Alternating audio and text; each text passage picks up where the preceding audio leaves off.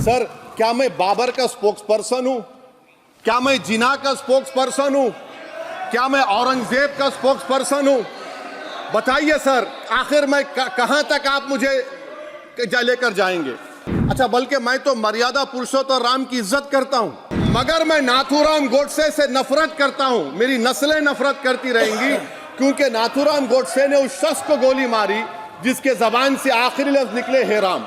Late me stand as a tall Indian Muslim and say that the light of Indian democracy today is at its dimmest today sir. मेरी फिक्र में मेरा ईमान मुझे कहता है कि जिस जगह पर मस्जिद थी, है और रहेगी, बाबरी मस्जिद है और रहेगी, बाबरी मस्जिद जिंदाबाद, जिंदाबाद, भारत जिंदाबाद, जय हिंद।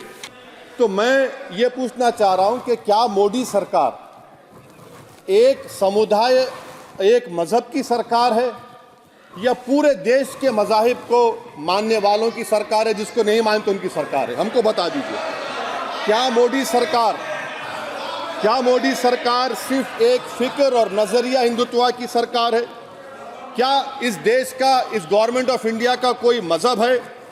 इस वतन अजीज सबके मजहब को मानता है। सर, मेरा मानना है कि इस देश का कोई मजहब नहीं है। क्या ये सरकार 22 जनवरी का पैगाम देकर ये बताना चाहती है कि एक मजहब को दूसरे मजहब के मानने वालों पर गलबा और कामयाबी मिली? क्या आइन इसकी इजाजत देता है?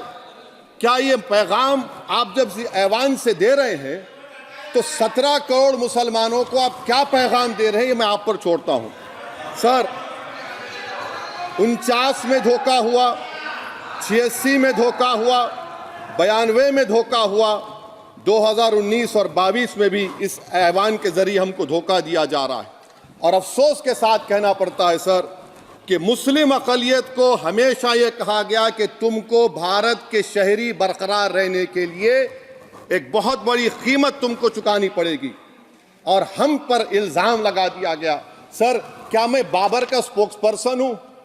क्या मैं जिना का स्पोक्स पर्सन हूं? क्या मैं औरंगजेब का स्पोक्स पर्सन हूं? बताइए सर, आखिर मैं कहां तक आप मुझे लेकर जाएंगे? दूसरी बात यह है सर, दूसरी बात यह है कि फिर 6 दिसंबर के बाद देश में फसाद हुआ, नौजवानों को टाडा में डाला गया जो बूढ़े होकर निकले। यकीनन आपकी सरकार नहीं थी, आपकी सरकार नहीं थी। अच्छा, बल्कि मैं तो मर्यादा पुरुषोत्तम राम की इज्जत करता हूं, मगर मैं नाथूराम गोडसे से नफरत करता हूं। मेरी नस्लें नफरत करती रहेंगी, क्योंकि नाथूराम गोडसे ने उस शख्स को गोली मारी जिसके जबान से आखिरी लफ्ज निकले हे राम। सर, छठी बात यह है कि 87 में मलियाना हाशिम पूरा हुआ, 83 में नेल्ली हुआ, 44 में जम्मू में नस्ल कशी हुई, 2022 में हल्दीवानी में कत्ल हुआ। इतने धोखे सबसे बड़े किसको दिए गए? असदुद्दीन ओवैसी को दिए गए। मगर फिर भी मुझसे ही कहा जाता है कि वफादारी को तुम साबित करो अपनी ओवैसी। सर, आज भारत के 17 करोड़ मुसलमान अपने आप को अजनबी और एलिनेट महसूस कर रहे हैं। मैं बहुत बड़ी नाइंसाफी होती है सर, ये कोई तारीखी नाइंसाफी को इंसाफ नहीं किया जा रहा है। स्पीकर बल्कि अंग्रेजी में स्पीकर सर, केवल एक प्रश्न का जवाब ओवैसी साहब दे दें कि बाबर को वो आक्रमणकारी मानते हैं या नहीं मानते हैं? पुष्पमित्रा संघा को आप क्या मानते हैं? बताओ, पुष्पमित्रा संघा को आप क्या मानते हैं?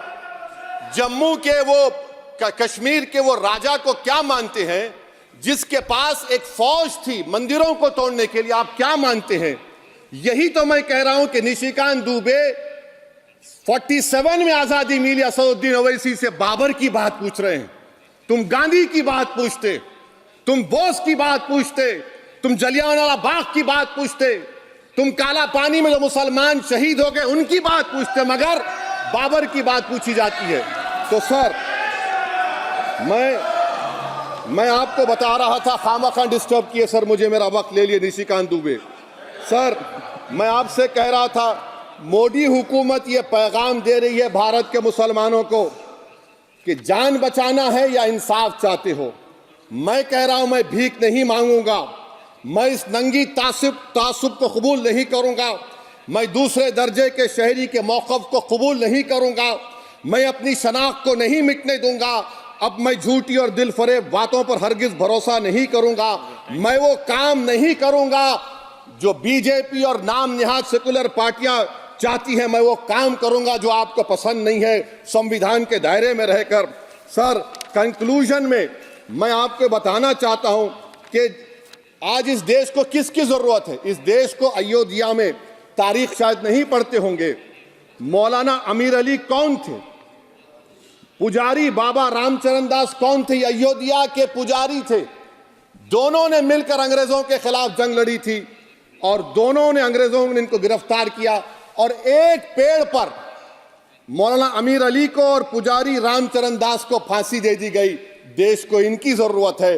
देश को शंभू प्रसाद, अचन खां, ये राजा देवी बख्श सिंह के फौज में थे, अंग्रेजों से मुकाबला किया, मुसलमान की लाश को जला दिया गया और शंभू प्रसाद को दफना दिया गया। इस देश को यह जरूरत है। देश को बाबा मोदी की जरूरत नहीं है। आज भारत को अयोध्या के मौलाना अमीर अली और रामचरण दास, अचन खान, शंभू खान की जरूरत है। सर, मैं अभी सुन रहा था ये नाम निहाद सेकुलर पार्टियों के बयानात को। क्या होता है सर, आप, मैं खत्म कर रहा हूं, क्या होता है सर, जब काजी साहब गवाहों को लेकर दुल्हन के पास जाते कि तुमको निकाह कबूल है, तो दुल्हन शर्मा के खामोश बैठ जाती। तो इनकी खामोशी रजामंदी की अलामत है। जी जी। तो सर, मैं खत्म करने से पहले ये बताना चाह रहा हूं कि जब वजीर आजम जवाब देंगे तो क्या वो भारत के 140 करोड़ जनता के लिए जवाब देंगे या फिर सिर्फ हिंदुत्व की फिक्र रखने वालों का जवाब, मैं खत्म कर जवाब देंगे। मैं ये देश, दुनिया, मुसलमान देख रहा है। सर, मैं आपको ये भी बताना चाह रहा हूं, आखिर में कंक्लूड कर रहा हूं सर, 1 मिनट चाहिए, 1 मिनट चाहिए सर। सर, मेरा मानना यह है कि आज मैं बहैसियत एक भारत के गयूर मुसलमान के, let me stand as a tall Indian Muslim and say that the light of Indian democracy today is at its dimmest today, sir. Sir, in conclusion, मेरी फिक्र में मेरा ईमान मुझे कहता है कि जिस जगह पर मस्जिद थी, है और रहेगी, बाबरी मस्जिद है और रहेगी, बाबरी मस्जिद जिंदाबाद, जिंदाबाद, भारत जिंदाबाद, जय हिंद।